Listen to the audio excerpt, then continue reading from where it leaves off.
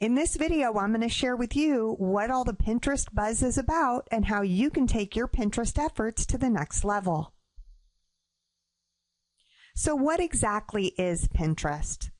Well, it really is a fun and dynamic social media platform where you get to showcase your favorite images, fun videos, and a whole lot more.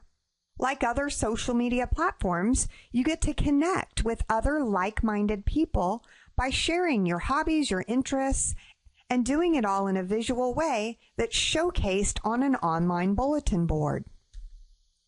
Now here's an example of what one of those bulletin boards looks like. Great images in a lot of diverse categories addressing a growing demographic. And we're going to talk about that more in a few minutes because most people think that Pinterest is just for women. And true, when it first launched, it was. But I think you're going to be very surprised to see where the statistics sit today and which direction they're trending. Now, just to give you a little bit of background on Pinterest, they launched in beta in March of 2010. But then quickly rose to fame and were named by Time magazine as one of the 50 best websites of 2011.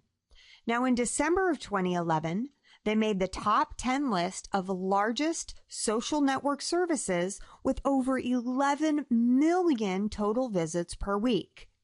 Now, in January of 2012, TechCrunch named them the best new startup of 2011. But it gets only better from here. In January of 2012, they generated more referral traffic than LinkedIn, YouTube, and Google Plus combined. Then they surpassed Twitter in February, and then went on to surpass StumbleUpon, Bing, and Google for referral traffic in June. Now, what's really unique is that over 1/5 of Facebook-connected users are on Pinterest daily. That's huge.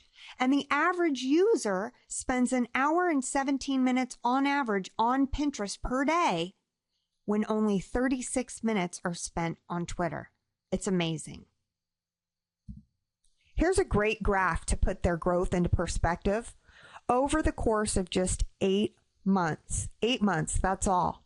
They went from 130,000 unique visitors to 11.7 million in just 8 months. And it's statistics like this that are grabbing the attention of online marketers, small businesses, large businesses, and drawing their attention towards marketing on Pinterest.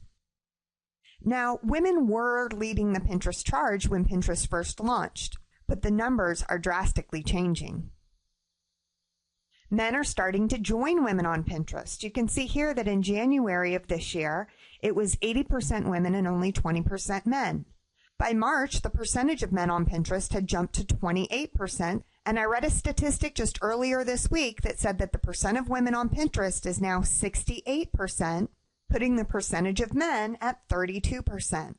Now, it completely makes sense that these statistics are changing because it's a natural evolution of what Pinterest really is. If you think about Facebook as an example, when Facebook first launched, it was a college site. It was only for college kids. But look at where Facebook sits today.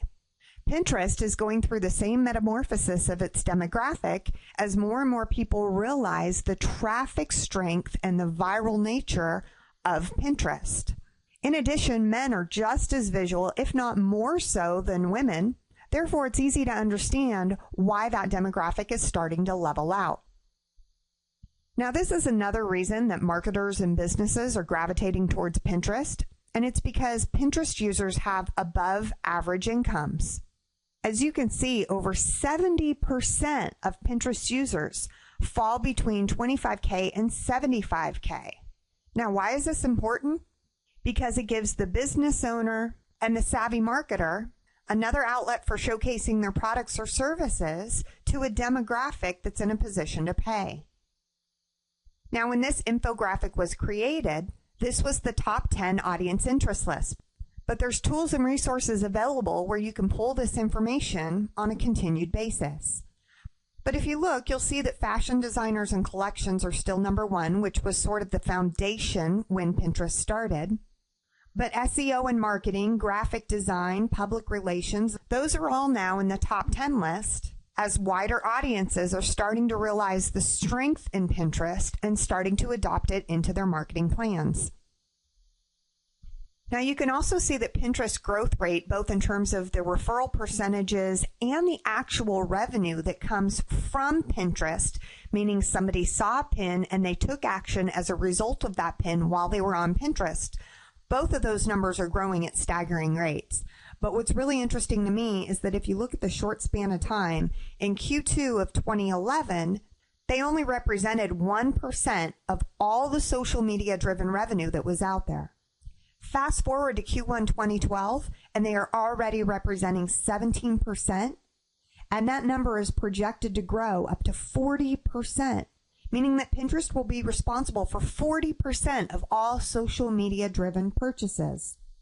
Now, when you really think about what that can mean for a business, whether it's online or offline, and I'm going to talk about strategies for both, or for an internet marketer, it really means that Pinterest has become too big to ignore.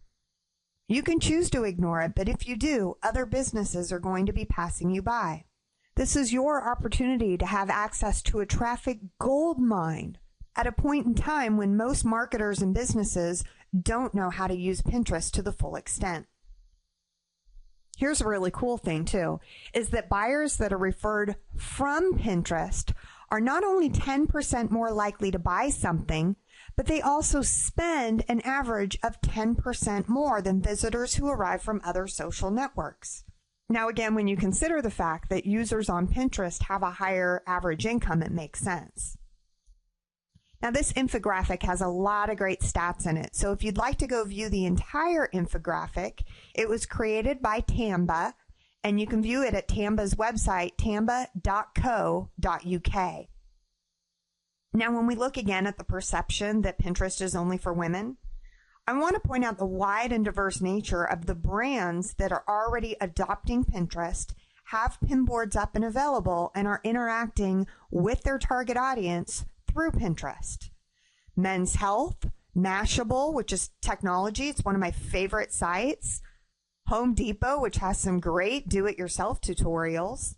New York Giants, Ask Men, Boston Celtics, National Guard, obviously the big ones like Starbucks, McDonald's. Even organizations like St. Jude's Children's Hospital are realizing what a great source of referral traffic it is for donations. And organizations like the Cincinnati Zoo are recognizing that it's a phenomenal opportunity to be able to give people a visual experience that entices them to physically come visit the zoo. The point is, Pinterest is growing, not just in the demographics that are attracted to the site, but also in the awareness with brands in terms of what they can achieve with the site. So here's a little tip for you. Repinly.com is one of my favorite sites to go to for current statistics and information on Pinterest. What this graph shows is the wide and diverse nature of the most popular boards that are out there. True Home and Decor still holds an 11% share. But you can see that 23.2% are in remaining categories that are outside of women's apparel, home decor, DIY. Now, since they don't currently have categories that are technically called marketing, SEO, branding, or business, those are the topics that fall into remaining categories that are now becoming bigger than any of the others. So by now, I'm sure you're scratching your head thinking, should Pinterest be a part of your marketing strategy? Well, it all depends. Ask yourself, do you want to leverage a social media platform that brings in more referral traffic than LinkedIn, Google+, and YouTube combined? Do you want to enhance and expand your brand awareness in an arena that is proven to generate more sales at higher transaction amounts? Do you want to drive more interaction and engagement with your target audience and give them a fun and visual way to do it? And do you want to boost your SEO rankings with unique images and videos? I didn't really get into it in this video, but with all the recent algorithm changes that Google has made, especially the most recent Penguin release, Google is looking for fresh and unique content to drive your search engine rankings. When you're creating unique images and videos, and you're going to learn more about how you can either do that or outsource it, but when those unique images and videos are being created and then posted to Pinterest. Those are do follow links that are driving your SEO rankings. So how can you get started with Pinterest? So joining Pinterest is very simple. You're just going to go to Pinterest.com and you're going to click on the red button that says Join Pinterest. This will bring you to a screen that actually gives you 3 options for signing up. You can either connect via Facebook, you can connect via Twitter, or you can sign up with your email address. Now, just a quick side note on Facebook, at the time of this recording, you cannot connect it to a business page. You can only connect it to your personal timeline. So just be aware of that when connecting. And then once you've signed up, you'll be able to create your profile, strategically create boards, start pinning and repinning and building a following, and leverage the strength in Pinterest to be able to tap into this significant traffic source. But one word of caution. Whatever you do, don't be haphazard in your approach if you want to be pinfluential. Sure, if you're just getting on there to play and you don't want to use this to grow your marketing or to expand your business, then it doesn't matter. Do whatever you want. But if you're going to use this to market your business, if you really want to be pinfluential, then you want to make sure that you're strategic. As Ben Franklin once said, failing to plan is planning to fail. So don't let yourself fall into that trap with Pinterest. Make sure that you create a Pinterest marketing plan, that you determine the theme of your boards and the purpose that each one of those boards will serve. You want to make sure that you use or create videos and graphics that truly captivate and draw the viewer's attention. As with any online venture, you want to measure, test, and track your results, and then continually improve. And there's so much that you can do with Pinterest. So get creative by hosting competitions, featuring client content boards, and more.